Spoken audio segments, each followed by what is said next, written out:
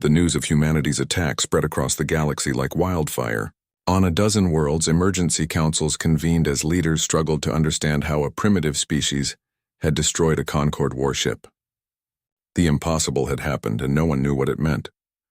Dr. Kim Nari sat in the communication center of the Defiance, monitoring alien transmissions from across known space. Her translation programs worked frantically to decode the flood of messages passing between Concorde worlds. "Captain," she called to Do-hyun, "you need to hear this. The Vorthak survivors are reporting to the Concord High Council. They're calling our railgun an impossible weapon and demanding immediate military action." Captain Do-hyun joined her at the communication station. "What kind of military action?" Dr. Kim's face was grim as she translated more messages. "They're assembling what they call a final pacification fleet, 200 ships from 12 different species. They plan to demonstrate such overwhelming force that humanity will surrender without further resistance." "How long before this fleet arrives?" asked Do-hyun. 3 weeks, maybe 4. "But Captain, there's something else. The client species at the bottom of the Concord hierarchy are sending their own messages. Some of them are asking questions about kinetic weapons." Captain Do-hyun understood the implications immediately. The galaxy's oppressed civilizations were learning that the Concord could be challenged. If word spread too far, the entire galactic order could collapse. Back on Earth, Admiral Park coordinated humanity's preparation for the coming war. Construction facilities in orbit worked around the clock, building more railgun-equipped ships. But even working at maximum speed, they could only complete a handful of vessels before the alien fleet arrived. Engineer Yoon had returned to Earth to oversee the construction project. His original railgun design was being refined and improved, creating weapons that could fire faster and hit harder. But the basic problem remained. Each railgun required enormous amounts of power and materials. "Admiral," he reported during the daily briefing, "we'll have 12 railgun ships ready in 3 weeks. That's not nearly enough to fight 200 alien vessels." Admiral Park studied the tactical displays showing Earth's defenses. "Then we'll have to use different tactics. Dr. Kim, what have you learned about their military doctrine?" Dr. Kim had spent every waking hour analyzing conquered warfare patterns. They rely entirely on energy weapons and shields. Their tactics are designed for ship-to-ship combat using plasma cannons and particle beams. They've never faced kinetic weapons before. "What does that mean for us?" asked Admiral Park. "It means they'll expect us to fight like they do, line up our ships and exchange fire until one side is destroyed. But kinetic weapons work differently. We can attack from unexpected angles, use asteroids as cover, employ hit-and-run tactics." Admiral Park nodded slowly. "We can't match their numbers, but we might be able to outthink them." Meanwhile, across the galaxy, the Concorde's client species were having their own discussions. On the world of Terrace Prime, a council of the oppressed Tarusian people met in secret to discuss the human attack. "They used kinetic weapons," whispered Elder Korvash. "Simple physics instead of energy manipulation. Why didn't we think of that?" Another elder spoke up. "Because the Concord taught us that energy weapons were the only effective military technology.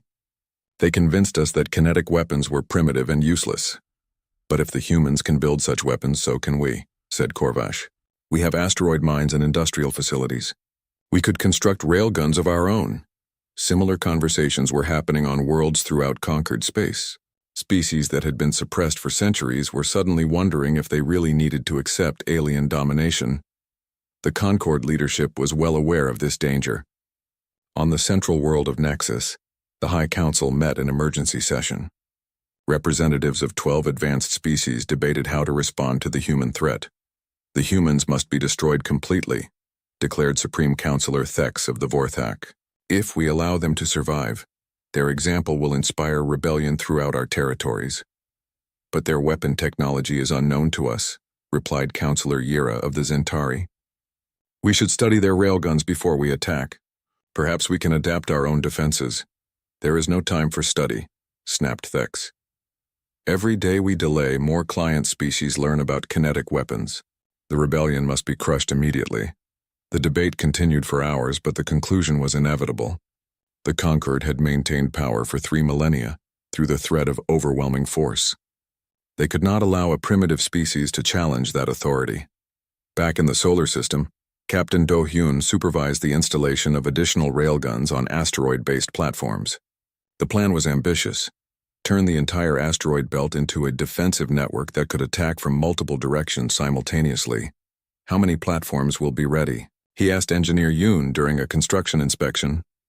50, maybe 60, replied Yoon, each one armed with a smaller railgun that can fire every 15 minutes instead of every 30. They won't hit as hard as ship-mounted weapons, but they'll provide covering fire.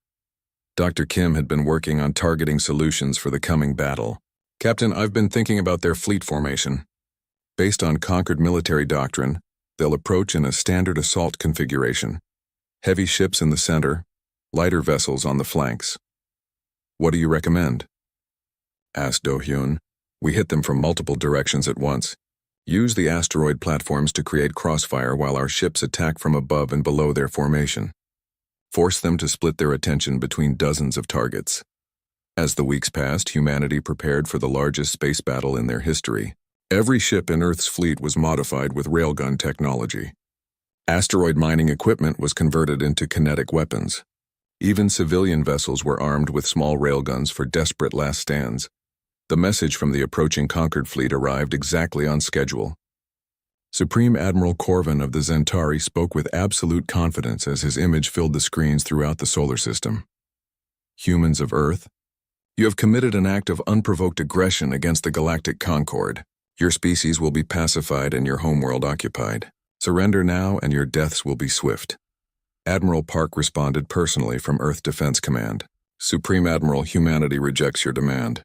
We will defend our freedom with every weapon at our disposal. Corvin's expression didn't change. So be it.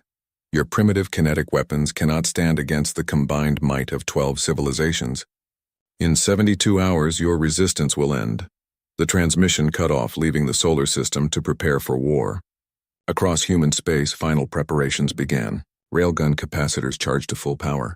Targeting computers locked onto the approaching alien vessels. Asteroid platforms rotated into firing position.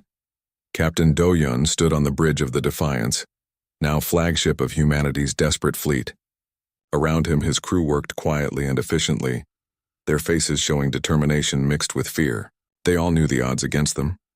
Captain, reported Dr. Kim, the alien fleet is dropping out of faster-than-light travel. They're taking position at the edge of the system.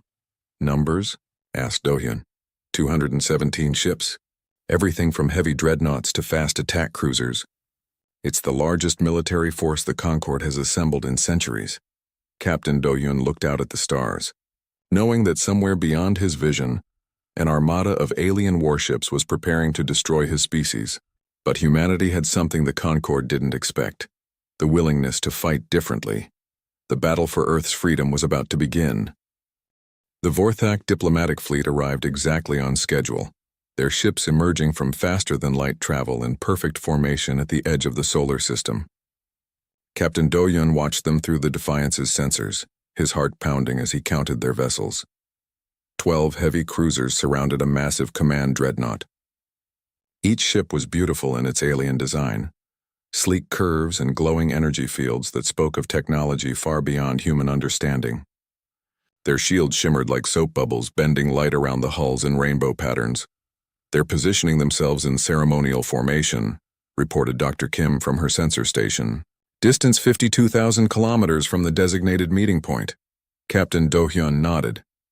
Everything was going according to plan so far. The aliens expected humanity to approach with a single ship for the surrender ceremony. They had no idea that ship would be armed with the most powerful kinetic weapon ever built. Engineering status report, he called. Engineer Yoon checked his controls one more time. Railgun is fully charged and ready to fire, Captain.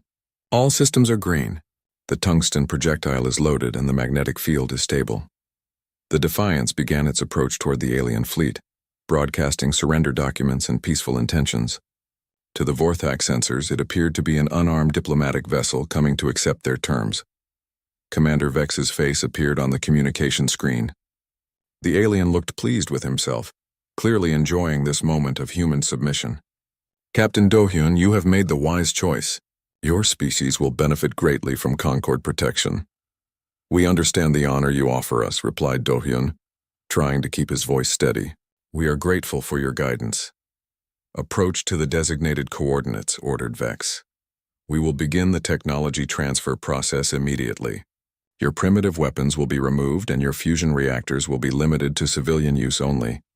As the Defiance moved closer, Dr. Kim quietly tracked the alien ship's positions. The command dreadnought sat in the center of the formation, exactly where her calculations predicted it would be. The vessel was 3 kilometers long and bristled with energy weapons that could destroy entire cities. 48,000 kilometers, she whispered to Captain Do-hyun, almost in range. Captain Do-hyun maintained his conversation with Commander Vex, discussing the details of humanity's surrender while secretly preparing for attack. We have prepared technical specifications of all our military systems as you requested. Excellent, replied Vex. The Concord will be pleased with your cooperation. Few species submit so readily to our wisdom. 50,000 kilometers, reported Dr. Kim quietly. Optimal firing range achieved. This was the moment. Captain Do-hyun took a deep breath and made the decision that would change everything. Commander Vex, there's something else we need to discuss. What is that? Captain Do-hyun looked directly into the alien's black eyes. We're not surrendering. Before Vex could respond, Do-hyun gave the order that would echo across the galaxy. Fire! The Defiance rotated suddenly, revealing the hidden railgun that had been disguised as a sensor array. In 0.003 of a second, 500 kilograms of tungsten carbide accelerated down 2 kilometers of magnetic rails, emerging at 47,000 kilometers per second. The Vorthak shields, designed to deflect energy weapons, did not even register the solid projectile. Their sophisticated sensors, calibrated to detect plasma and particle beams, could not track a simple piece of metal moving at 15% of light speed. The tungsten rod struck the command dreadnought dead center. What happened next defied description. The kinetic energy was so enormous that it converted matter directly into energy on impact. The 3-kilometer alien ship didn't explode. It simply ceased to exist, transformed instantly into an expanding sphere of superheated plasma. The shockwave from the impact damaged 2 nearby cruisers, their shields overloading from the unexpected energy release. Debris and radiation scattered in all directions as the Vorthak fleet reeled in shock and confusion. For several seconds, complete silence filled the communication channels. The remaining alien ships hung motionless in space, their crews struggling to process what they had just witnessed. Their flagship and commander had been destroyed by a weapon they didn't understand using physics they had dismissed as primitive. Finally, frantic voices began filling the alien communication networks. Captain Do-hyun could hear their panic even though he couldn't understand their language. Dr. Kim quickly translated the intercepted messages. They're calling for immediate retreat, she reported. The surviving captains are reporting an unknown weapon type and requesting emergency backup from the Concord. Captain Do-hyun watched as the alien formation began to break apart. Ships that had arrived in perfect order now scattered in panic, their crews afraid to remain in range of humanity's mysterious weapon. Captain, called Engineer Yoon, the railgun is recharging. We can fire again in 28 minutes, but the aliens weren't waiting around. One by one, the surviving Vorthak ships activated their faster-than-light drives and disappeared from the solar system. In less than 10 minutes, the entire diplomatic fleet had fled, leaving only an expanding cloud of plasma where their flagship had been. Dr. Kim monitored the galactic communication networks as news of the incident spread. Captain, emergency signals are being transmitted across the entire galaxy. Every major power in the Concord is being notified of what happened here. Captain Do-hyun sat in his command chair, suddenly feeling the weight of what they had accomplished. For the first time in 3,000 years, a species protected by the galactic Concord had been attacked. More than that, they had been destroyed by a weapon the Concord didn't understand. What do you think will happen now? Asked Engineer Yoon. Dr. Kim was already analyzing the intercepted communications. They're terrified. The Concord has built their entire power structure on technological superiority. We just proved that their technology isn't invincible. Captain Do-hyun opened a communication channel to Earth. Admiral Park, mission accomplished. The alien flagship has been destroyed and their fleet has retreated. Admiral Park's voice came through clearly, filled with amazement and concern. Captain, we're receiving reports from observatories across Earth. They detected the energy release from your weapon. How powerful was that shot? Powerful enough, replied Do-hyun. Admiral, we need to prepare for retaliation. The Concord won't let this go unanswered. Understood, Captain. Construction teams are already working on more railgun ships. If they want a war, we'll give them one. As the Defiance began its journey back to Earth, Captain Do-Yun reflected on what they had started. The shot that destroyed the Vorthak flagship had done more than eliminate a single enemy ship. It had shattered the galaxy's understanding of warfare and technology. Word would spread quickly through the Concord's client species. The humans had found a way to fight back. For the first time in millennia, the galaxy's oppressed civilizations had hope. But hope came with a price. The Concord would respond with overwhelming force, determined to destroy humanity before their example could inspire others to rebel. The real war was just beginning. The construction of humanity's secret weapon took place in the asteroid belt, far from Earth where alien sensors might detect it. The UES Defiance had been completely rebuilt around a single purpose, housing the most powerful railgun ever conceived. Captain Do-Yun now commanded the Defiance, having been transferred from the stranded Horizon. He watched through the ship's windows as teams of engineers made final adjustments to the massive weapon system. The railgun stretched through the entire length of the ship, 2 kilometers of magnetic acceleration rails that would hopefully give humanity a fighting chance. Status report. Engineer Yoon, he called out. Yoon Minho looked up from his control panel, sweat beading on his forehead despite the cool air. The magnetic field generators are online, Captain. We're ready for the first live test.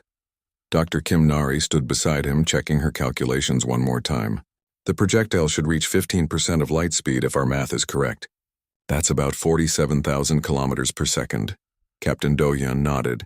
They had tested the railgun with smaller projectiles, but this would be the first full power shot with a real tungsten warhead.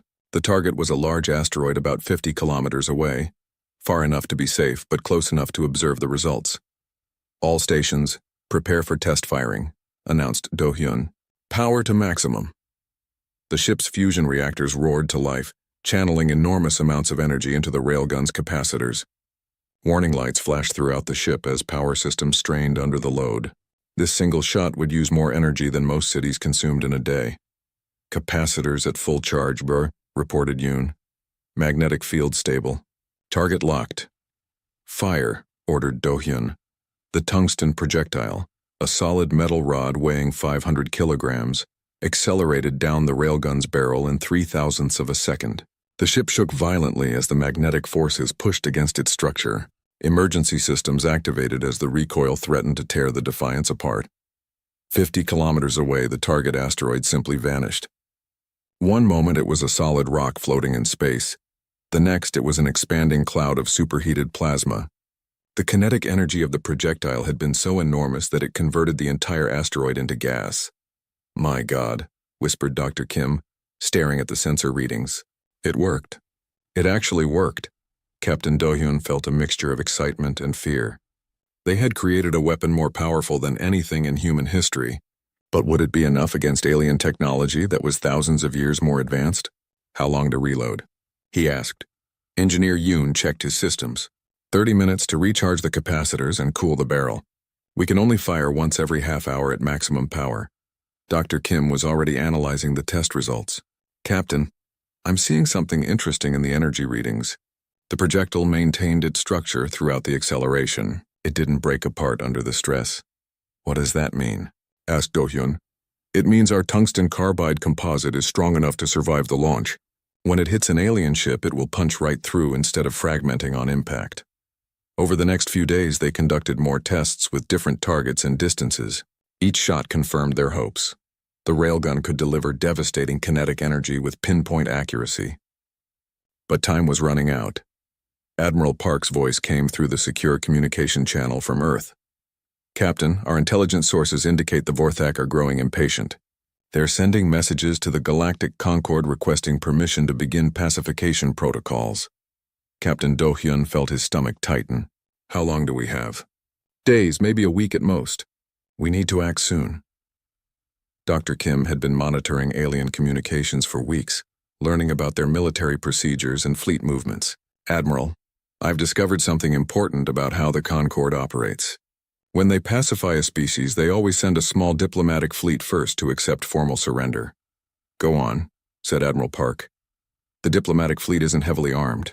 They expect surrendering species to be helpless. It's a ceremony more than a military operation. Captain Doyon understood immediately. You're suggesting we use their own protocols against them. Exactly, replied Dr. Kim. We transmit a surrender message, request a formal ceremony at the edge of our solar system. When they arrive expecting defenseless humans, we hit them with the railgun. Engineer Yoon looked worried. But what about their shields? We've only tested against asteroids.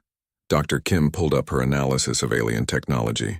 Their shields are designed to deflect energy, plasma, lasers, particle beams. But look at these readings from their ships. The shield generators create a field that bends electromagnetic radiation around the ship. A solid projectile moving at 15% of light speed should pass right through. Admiral Park was quiet for a long moment. It's a tremendous risk. If we're wrong, if their shields can stop kinetic weapons, we'll have revealed our secret for nothing. Admiral, said Captain Doyon, we're going to face their fleets eventually. Better to fight on our terms than wait for them to bring overwhelming force.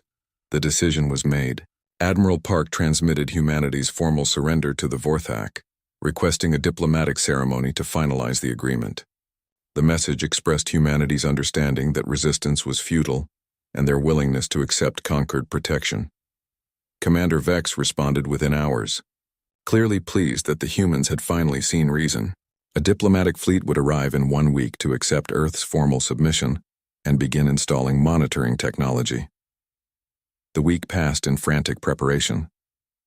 Captain Doyon drilled his crew repeatedly on the attack sequence. They would have 1 chance, maybe 2 if they were very lucky. After that, the aliens would know about the railgun and adapt their tactics accordingly.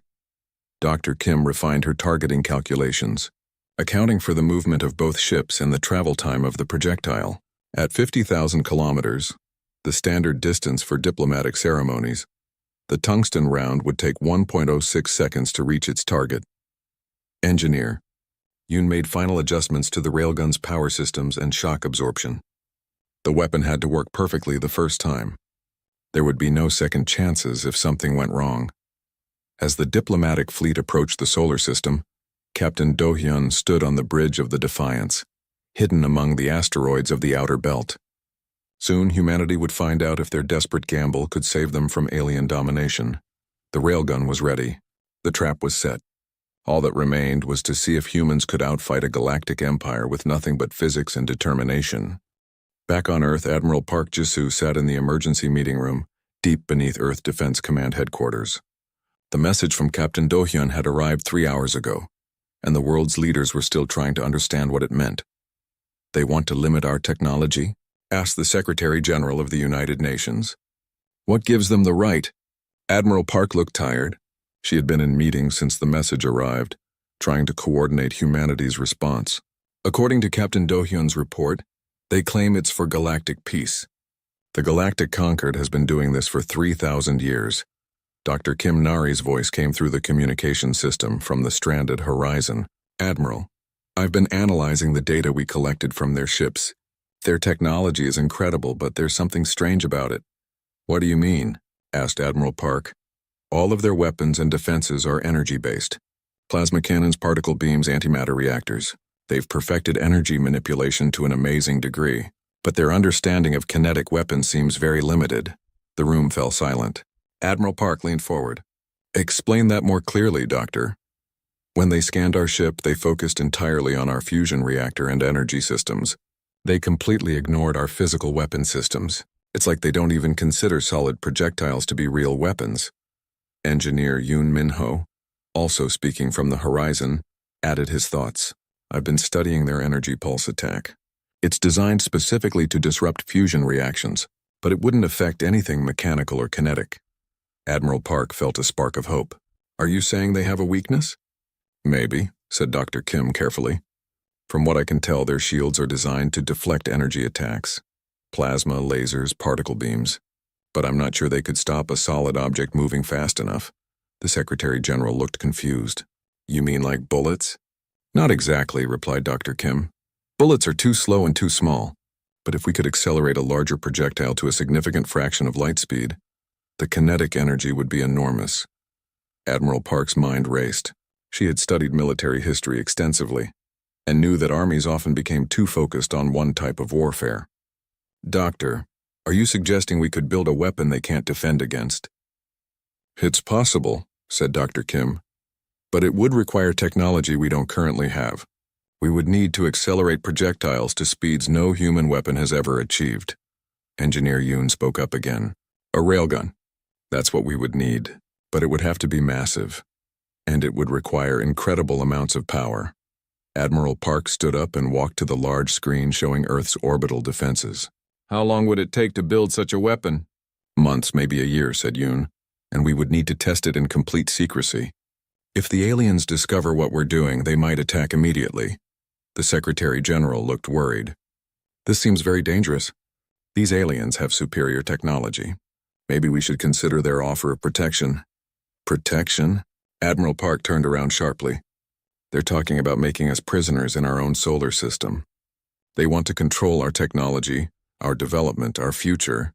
That's not protection, that's slavery." Dr. Kim's voice came through the speakers again. "Admiral, I've been thinking about something else.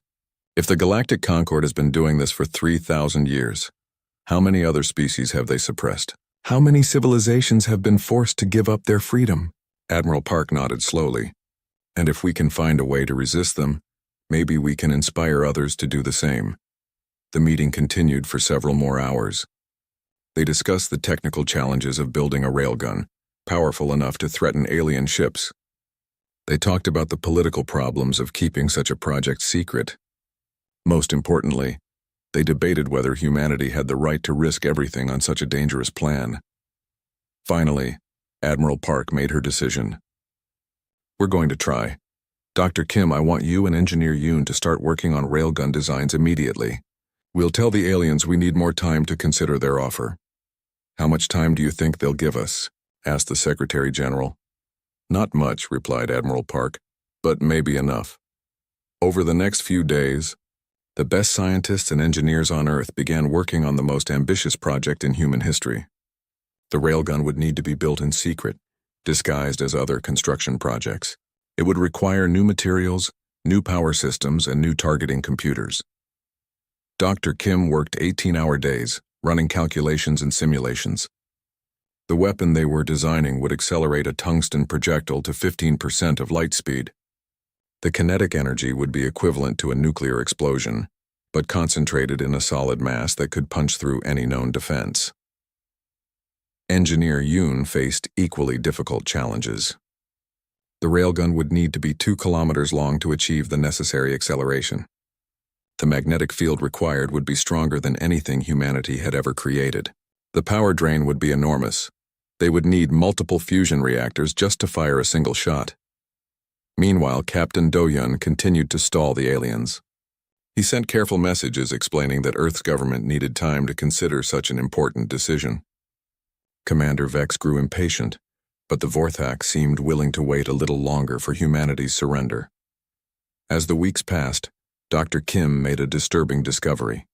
While analyzing more alien communication intercepts, she learned about other species that had refused the Concord's protection. Their homeworlds had been destroyed, their populations scattered or extinct.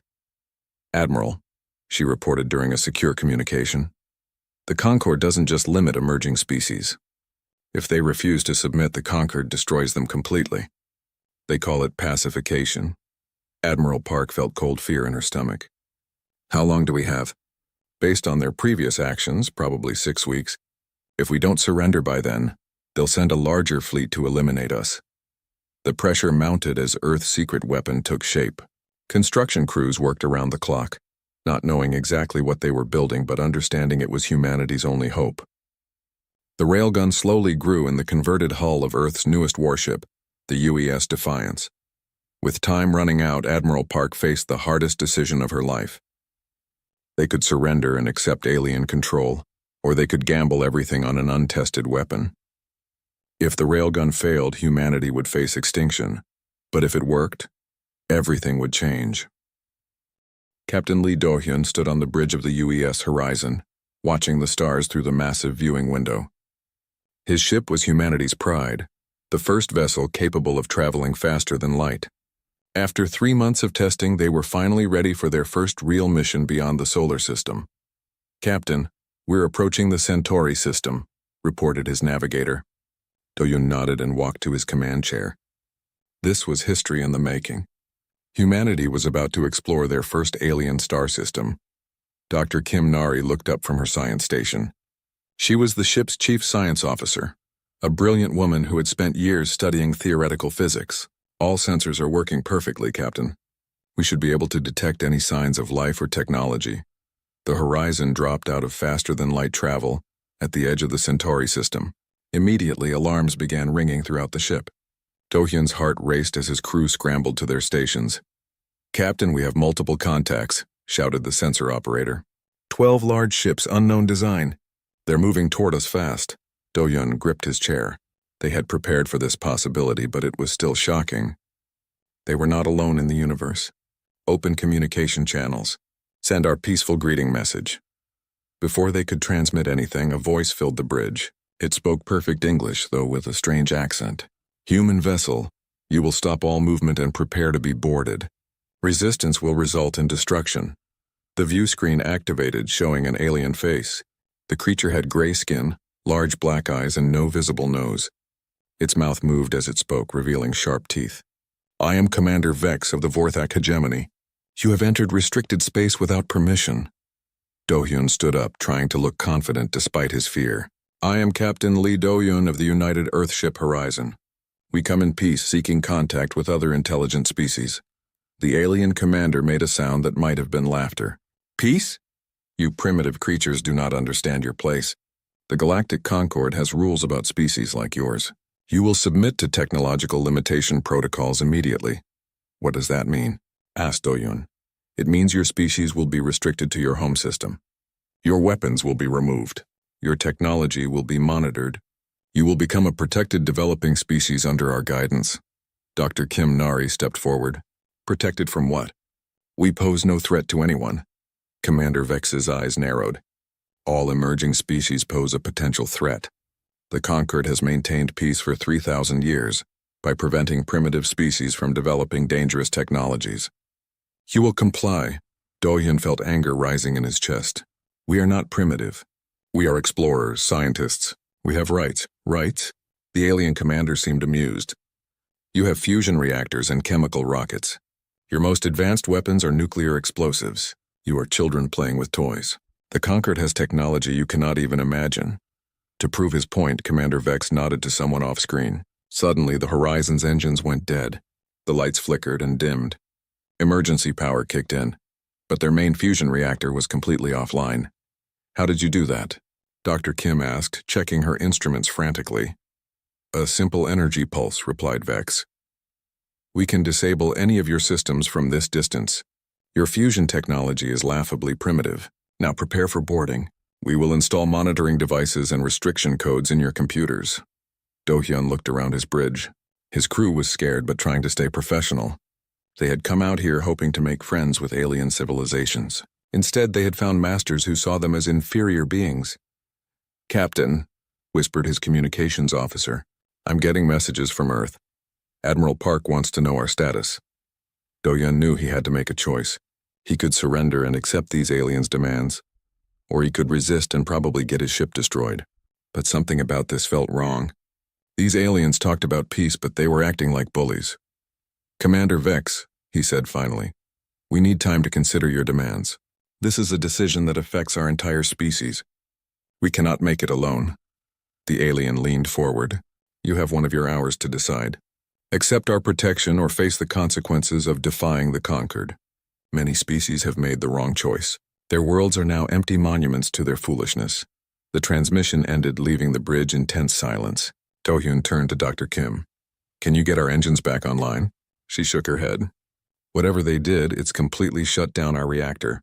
We're running on backup power only. We can't move and we can't fight. Engineer Yoon Minho spoke up from his station. Captain, I've been analyzing their energy pulse.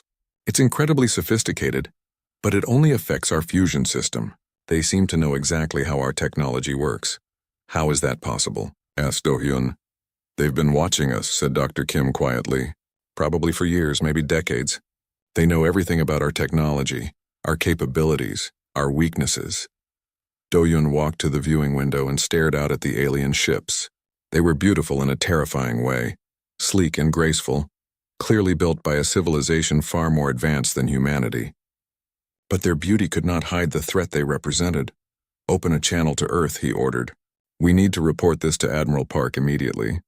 Humanity needs to know what we're facing out here." As his communications officer worked to establish contact with Earth, Do-hyun thought about the choice before them. These aliens offered protection, but at the cost of freedom. They wanted to keep humanity locked in their home system, forever dependent on alien oversight. He thought about the explorers and scientists back on Earth, people who had spent their lives dreaming of reaching the stars. How could he tell them that their dreams were not welcome in this galaxy? How could he accept that humanity would never be allowed to grow beyond what these aliens thought was safe? The Vorthak ships maintained their position, waiting for humanity's answer. On the bridge of the horizon, Captain Lee Do-hyun prepared to send a message that would change everything. He did not know it yet, but his next words would set in motion events that would shake the entire galaxy. The hour was almost up, and humanity had to choose between slavery and defiance.